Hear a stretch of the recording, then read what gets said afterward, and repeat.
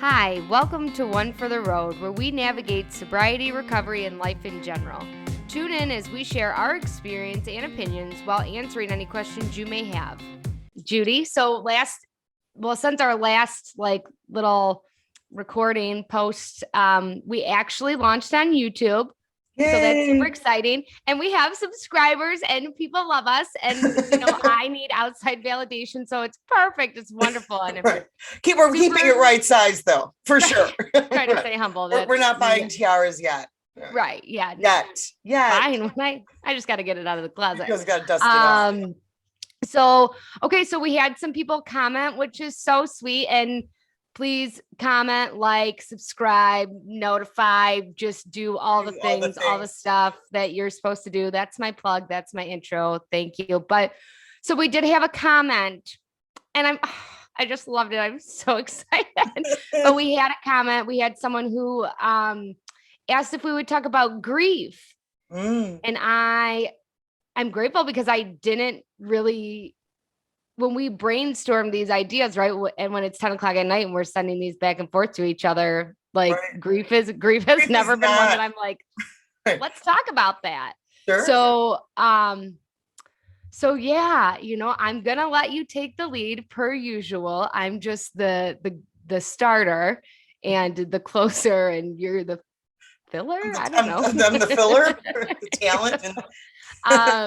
Yeah. So let's talk about grief. I have got tissues over there. So if you guys see me get up, like that. Yeah, same. I probably should have thought this through a little bit better. Well, hi everyone. Oh, Grief is tough. I mean, duh, right? I'm going to do the stall thing because I don't know where I want to start. And I know, I could sit here and talk all day, and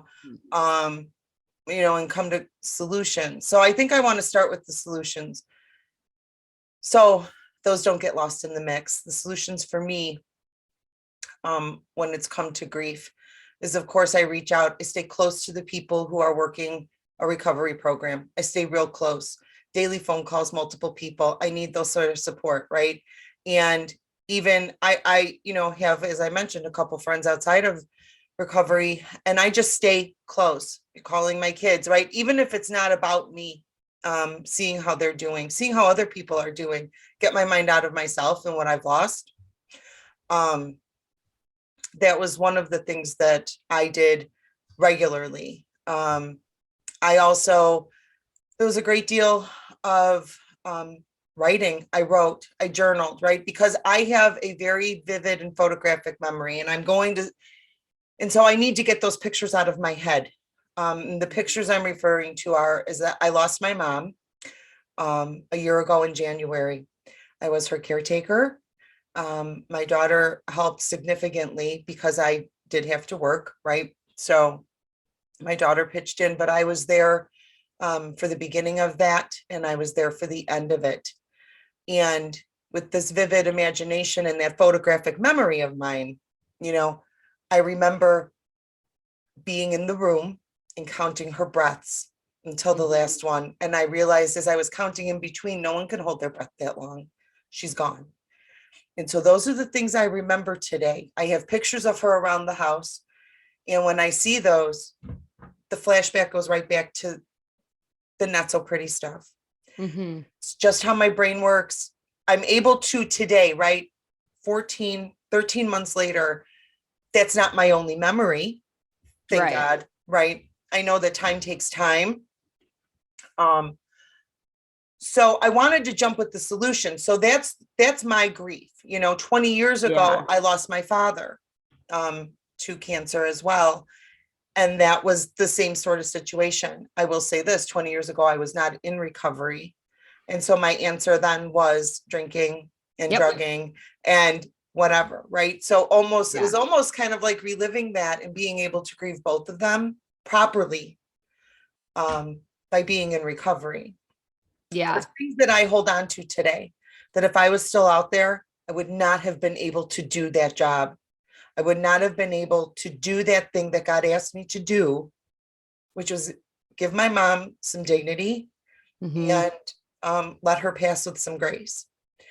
And it was rough. because I don't like to, I like things my way. If I had my way, right, none of that would have happened. Right. Yeah. However, you know, those are the things. So staying in the solutions of what to do in grief, in recovery and out, right, is stay close to the people that matter. Self-care. I had to take some days, right? It was suggested repeatedly, you're doing too much. Stop. Yeah. Let be in the grief, be sad.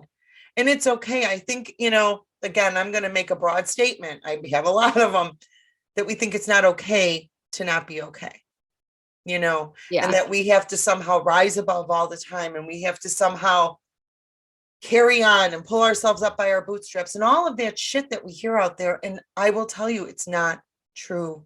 It is okay to take the day. No, sorry. It's okay to take a day and do nothing, right? Eat a cheeseburger, have the milkshake, read a book, take a nap. Who cares? You know, whatever it's going to look like for you, but just to be allowed to have that. And I am an advocate of writing the stuff down, what it felt like when I had to see that, what it felt like when I had to count the breaths, because it tends to take it out of here and that loop. And now it's on the paper. Yeah. And like I said, I just stayed close. I made the phone calls, you know, I called people and just said, can you tell me how you're doing? Because I, you know, and everybody wants to know, how are you? How are you? And listen, I'm freaking miserable. I'm super sad, right? I'm wonderful. My mom just died and I'm just living my heart's life. Not broken. Sure. You know, but people don't know what to say, you know, like people, I don't ever know what to say. Right. I'm like, well, isn't that why you would cut somebody some slack, right? And say, listen, I'm not okay. And that was where I got to that point, right? Right. Is that I'm going to need a Kleenex. I'm not okay. Not okay. So let's talk about you. Yeah. Because there's not a lot that's going to fix those things, right? Like there's no going back. So I'm going to turn it over to you while I grab this. Yeah. You know, so when I knew we were going to do this topic, I was trying to think, you know, I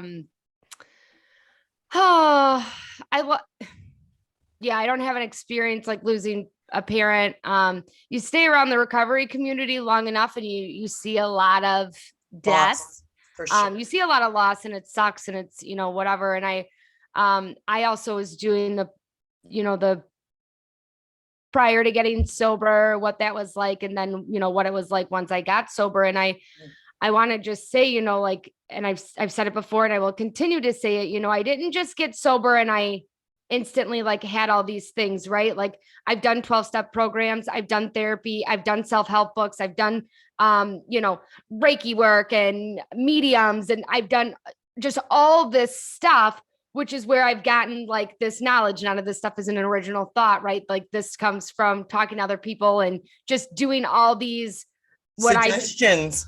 Suggestions. And just, there's a lot of help out there, you know, like group therapy. There's a lot of stuff out there to do. And this is where all of my like knowledge comes from, right? I didn't just put down a drink and then, oh, now everything makes sense. But I, you know, and I want to be clear about that, right? Like I've done a lot of things to be able to just have some education on myself and life and whatever. But you know, I lost my grandparents when I was still drinking, pretty young.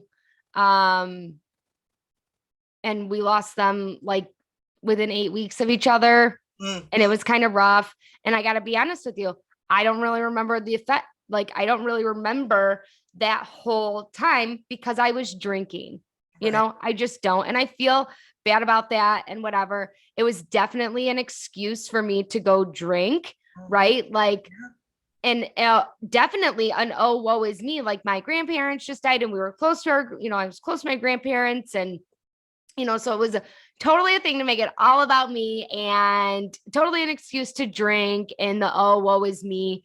And I didn't deal with anything. I didn't deal with like what a loss looked like, you know? And then I got in, you know, and then I got sober and I got into recovery. And, you know, I would watch people that struggled with addiction and stuff like that. I would watch them, you know, overdose and pass, and that stuff sucks. It sucks. And there's always some sense of like survivor guilt, like Sure. How did they, how I am make it? I making it? Yeah.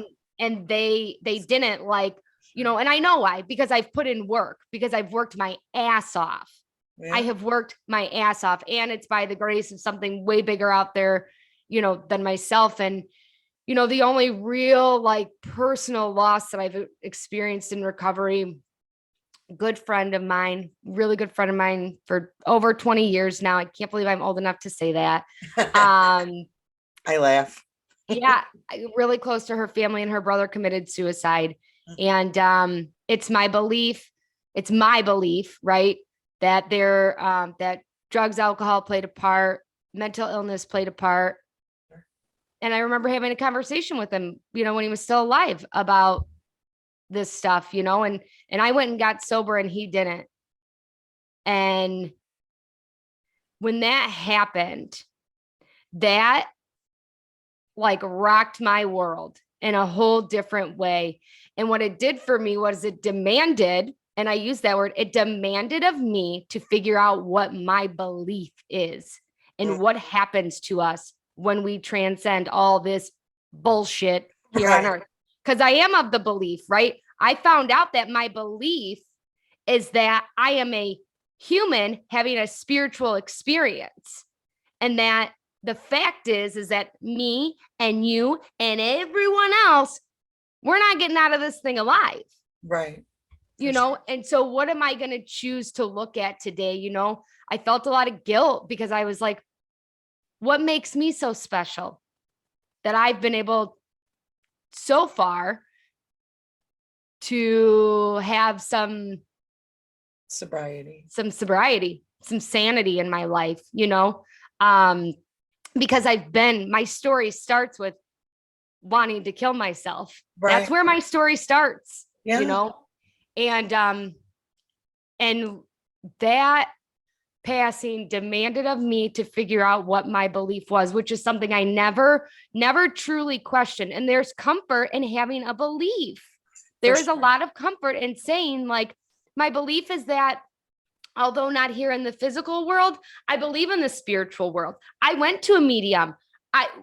Me and his sister and his mom, we went to a medium. We got answers, right? They told us he still had all of his facial hair and this and that and the next, you know, and whether you're a believer of that stuff or not, there's comfort. I chose to believe because it gave me comfort. Right. And now I know what my belief is on when people pass, you know, and it's not such a sad experience. I'm grateful for the time. I'm sad because I will miss them. I feel a little guilt because I wish I would have done a little bit more, but that wasn't my job. That wasn't my job. If it was, I would have been in the position to help, you know? For sure. And that's what I believe today, you know, and I have a belief out of that, you know, that's the lesson I learned through like his passing. And I'm forever grateful for that, you know? And there are times when I feel that person is around me. Yeah. Because they pop into my head, you know? Yeah, I agree. I think that, you know, I'm just to piggyback off what you're saying, you know, I think that that's the other thing. I get to that point where, you know, the gratitude, which we've talked about, you know, being able to be there and do all of those things. And I too take comfort in knowing that, you know, this isn't the final destination, you know, and when I get into those places of see the picture or something great is happening, like posting podcasts or whatever that looks like, and that's the person you want to call, you know, I don't even have to pick up my phone today to do it. Right. Yeah. You know, I for sure. I mean, you know, you can always go down the path of, you know, I miss the interaction on the physical, you know what I mean? The hugging, the whatever that's going to look like. But the truth of the matter is that there's still, I too believe, right? I too believe that there's something bigger than this out there. You know, I'm just here trying to do this human thing for as long as they want me here to do, you know? Yeah. And like you said, you know, it wasn't your job. You know, there was a bit of guilt, you know, what could I have done different? What could I have done better? You know, that's my ego. That is my ego. And if I can remain in that place of, I did what I could, what I was supposed to do, right, with what I had, that again, you know, it's relieving me of some sort of spiral that I'm not going to get out of, because I can always, hold myself to a higher standard, whatever that perfectionism thing. Listen, I don't have the power to take back death, right? Right. And if I put myself in that position, again, a little bit of humility and knowing that, I gave the medications, I made the meals, I did all of the things. I held hands, right? Watched TV, read stories. I did all of the things. That leaves me with, I did a good job. Yeah. I did a good job, and I made somebody's time here on this planet better. Right. And so those are the things I like to take away from that, and I too, I know that she's around, right? Like, I know that my dad's around. I can feel it, right? Like, when we're talking, this should have been a blubbering mess. And then instead you hear, come on, we're here, we're watching it, right? We see it. Good job. So I think it's always about the solutions, because the feelings are going to be relatively the same for everybody, right? Like, you have to go, I don't know what the processes are. I don't, I'm not a psychiatrist or anything, but, they talk about anger and denial and, all of that stuff. And those are phases you go through, and I remember being mad. Now, I don't know if it hurt. I don't really remember, but I remember being mad. Then I remember being overcome with the grief, and now I can look back and, she did a good job here, right? Like, while she was here, we didn't always get along, you know what I mean? You and your mom? Yeah, really? I mean, I don't think it was there a mommy thing, but then you throw in alcoholism and drug abuse in there. But the beauty part, right? The beauty part is that I know that there's more to this, and she wasn't just what she was here. She was so much more than that. So are all of the people that we interact with, like you said, being a spiritual person, having a human experience, it makes it be so much broader than that, right? Like, we really just embrace that. So what do you do? What do you do? Well, and that's especially, right? Like, especially for the alcoholic and the drug addict, that we know that when we get those uncomfortable feelings, like we do on a drink, right? Like, that was always, I mean, any feeling I had. That was the answer, right? That was the answer. That was my solution. And so if that's not my solution today, then what is, and for you, like, you had to call people and you had to do things. And I had to dig deeper into what my belief system was, and so, when I'm trying to dig deeper into my belief system and I'm reading, I'm reading articles on the internet, I'm asking my friends, like, what do you think happens to us when we die? Right. Like, and everyone's like, what's going on, Marissa? Like, but I'm asking you, what do you believe? Because I didn't know what I believed. Right. Which is why it shook me so much, because I didn't understand what I'm what, 28, 29, like at the time when it happens, and, haven't experienced a lot of death close to me or anything, I didn't know what I believed. And so for me, although I'm not sure that I really wanted to drink or drug or anything, in order to work through that feeling, I just had to figure out what my belief is. And I said it before, and, I think that's why people go to church and they do all these things, is because there is comfort in a belief system, and I'm not tied to it, and I'm sure it'll change. But in the moment, it's what I needed for the comfort, right? Like, when I was asking people, and, I had someone who was like, well, they're all guardian angels around you now and they follow you wherever you go. And I'm like, ooh, please don't follow me wherever I go. Yeah, because there's some shit you don't need to say. But that was their belief, and so I had to ask myself what it is that I believed in, and that kept me from going overboard. And it gave me some control in a situation which I had no control, and I did all this stuff. I was there for my, my best friend in the whole world. And I was there for her mom. And I did all the extra stuff that I could, right? I went to the funeral and I asked how I could be of service. And I did all the things that I was told were, good things to do, and when it came to my own personal feelings about the situation, and I cried. I remember sitting there and just crying probably harder than like a sister. And I didn't mean to, but I was just so confused. Well, water is a cleansing thing. I think that, for somebody who has a problem with being weak, this girl, crying was a thing, right? And so there was a lot of starting and then stopping, Yeah. stopping yourself, And then one day letting it go, just letting it go. There's a great purge that comes through that, right? It Yeah. renews me in a certain way. It leaves me exhausted, but then I can come back stronger to do that thing then, right? To make those calls, talk to you, and to be able to say, I'm not okay, but I Yeah. don't want to talk about it. Let's talk about something else. Do you got any crap going on that we can Right. get into, like Yeah. whatever, those things. And like I said, the imagery, that was a huge deal for me, being there on scene, witnessing and, going through all of that. There was a great deal of writing down. I needed to get it out of here, Yeah. out of here. And so that was my ticket, Yeah. I typed sometimes, Word docs easier than, because I'm also can be lazy. Hand hurts from writing with the pen, whatever. But, and so those are the things like, and it's going to look different for other people. But I mean, I hope that this helps. I hope that it helps, if you could take 2 or 3 things and apply them. And if they don't, start talking to other people. Yeah. Find Take out what you they can, do. leave the rest. Leave the rest. Yeah. Right. For sure. So I think, again, I always say like that's my 2 cents because that is, but right. If anyone's struggling, don't be afraid to reach out and ask for help, right? We've talked about that too. Sure. Therapy, you reach out to us too. Yeah, there's a lot of help out there. There's books, there's, therapy, there's all this stuff, because I know that grief can be like a really overwhelming thing. So I hope we were able to help today.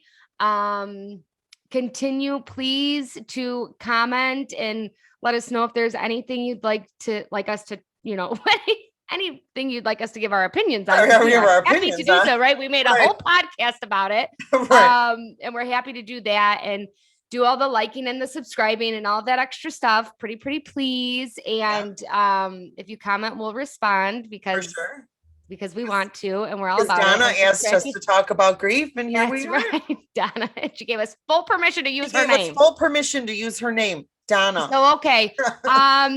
Yeah, that's it for today. Keep coming back, and we'll see you next time. Thanks, guys.